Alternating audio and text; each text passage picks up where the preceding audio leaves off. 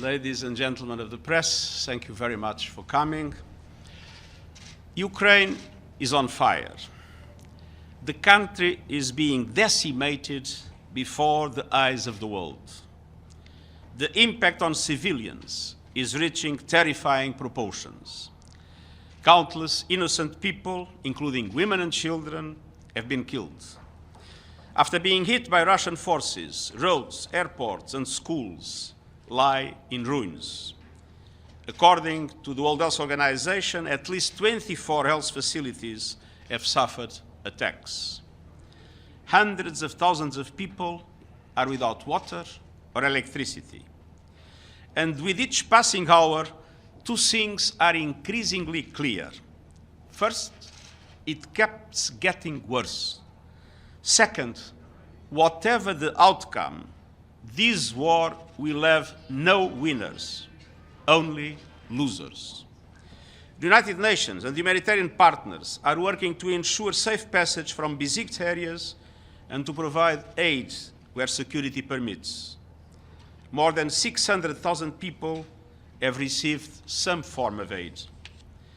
As millions of people in Ukraine face hunger and dwindling supplies of water and medicine, I'm announcing today that the United Nations will allocate a further $40 million from the Central Emergency Response Fund to ramp up vital assistance to reach the most vulnerable as we wait for the nations to come. This funding will help get critical supplies of food, water, medicines, and other life-saving aid into the country, as well as provide cash assistance to the needy. But the avenues in and out of encircled cities are more precarious by the day. And I underscore the crucial importance of respecting international humanitarian law. At least 1.9 million people are displaced inside the country, and growing numbers are escaping across borders. I'm deeply grateful for the solidarity of Ukraine's neighbors and other host countries who have taken in more than 2.8 million refugees in the past 2 weeks. The vast majority of those making the treacherous journey are women and children who are increasingly vulnerable. For predators and human traffickers, war is not a tragedy, it is an opportunity. And women and children are the targets. They need safety and support every step of the way. I will continue to highlight the desperate plight of the people of Ukraine as I am doing again today. Yet, there is another dimension of this conflict that gets obscured. This war goes far beyond Ukraine. It is also an assault on the world's most vulnerable people and countries. While war reigns over Ukraine, a sword of Damocles hangs over the global economy, especially in the developing world.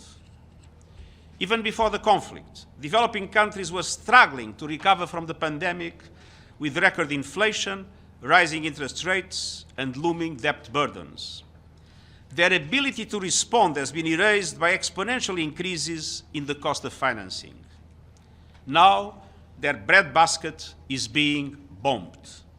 Russia and Ukraine represent more than half of the world's supply of sunflower oil and about 30% of the world's wheat.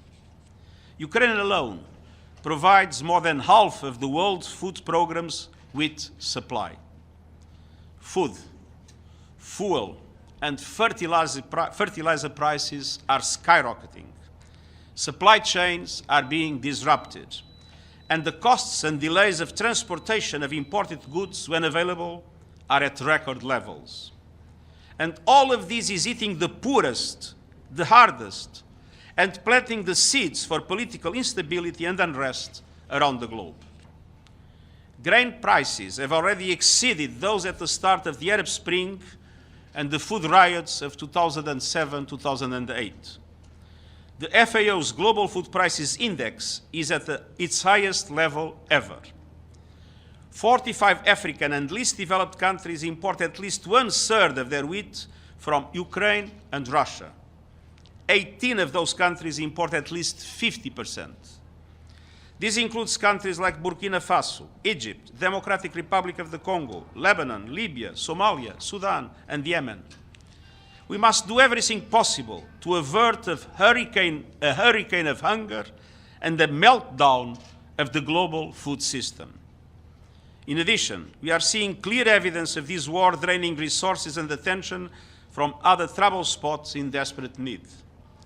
I renew my appeal for countries to find creative ways to finance increased humanitarian and development recovery needs worldwide, and to give generously and to immediately release pledged funds. My plea to leaders is to resist the temptation of increasing military budget at the expense of official development assistance and climate action.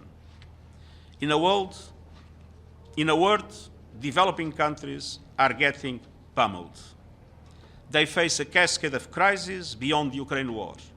We cannot forget COVID and the impacts of climate change, in particular drought.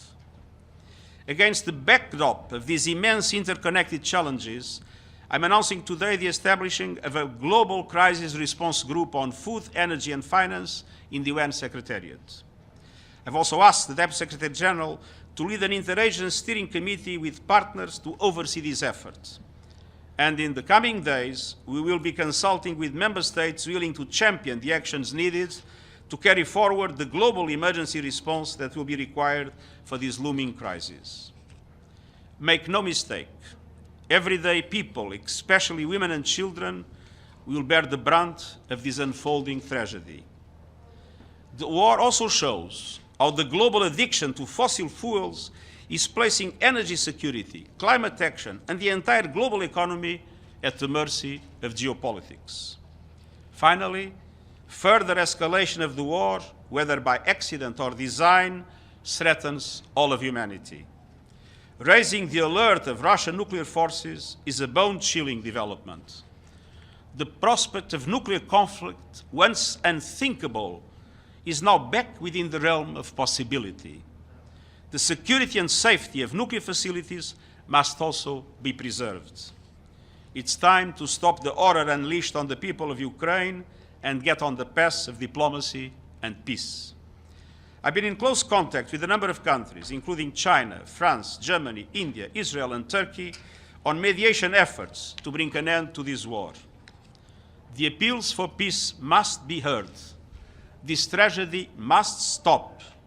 It's never too late for diplomacy and dialogue. We need an immediate cessation of hostilities and serious negotiations based on the principles of the UN Charter and international law. We need peace. Peace for the people of Ukraine. Peace for the world. We need peace now. Thank you. Okay, we have time for a couple of questions. All right, first question, Margaret Boucher. Thank you, Secretary General. Do you support Ukraine's calls for a no-fly zone?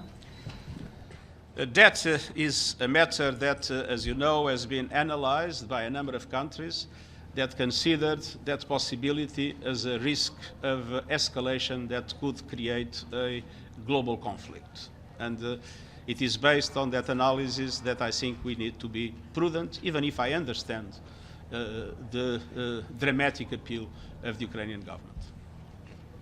Alan Bulkati. Thank you very much, Mr. Secretary General. Donetsk authorities reported today that Ukrainian side hit the heart of the city of Donetsk by missile .U, and the warhead of this missile was filled by the cluster munitions. I was following the Security Council, but I haven't heard anything about this. Is the UN aware of this incident? I've seen the news about this incident, and I have to say that our position is very clear. Any attack on civilians or civilian infrastructure is regrettable if accidental and condemnable if done on purpose.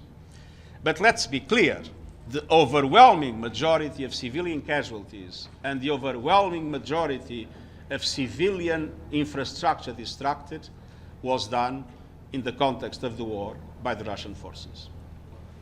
Time for one more. Thank you, Secretary General. It's Pamela Falk from CBS News. You talk about mediation, but the talks have adjourned for the day. Is there anything you have done or will do, and have you reached out to Russia's President Putin? Thank you. Yes, we are doing our best. I've talked with a number of leaders that are in permanent contact with President Putin, and of course we consider that it's absolutely essential for an additional effort to make the Russian Federation understand that this war is becoming an absolute nightmare, and to create the conditions for the war to be stopped and for serious negotiations to be put in place. Thank you very much.